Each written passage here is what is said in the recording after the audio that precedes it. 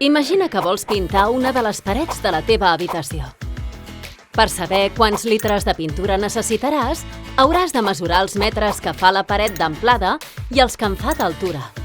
Amb aquest càlcul n'obtindràs l'àrea, és a dir, la superfície a pintar. La paret, com tota figura plana, té dues dimensions. És bidimensional. Ara imagina que vols comprar-te un moble.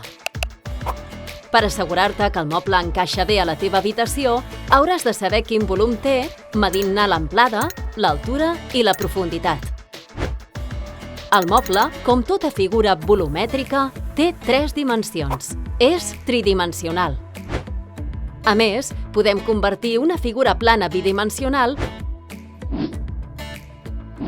en una figura tridimensional. L'art de la papiroflèxia ens ensenya com amb el petit gest de doblegar un paper es poden construir figures d'allò més capricioses. T'atreveixes?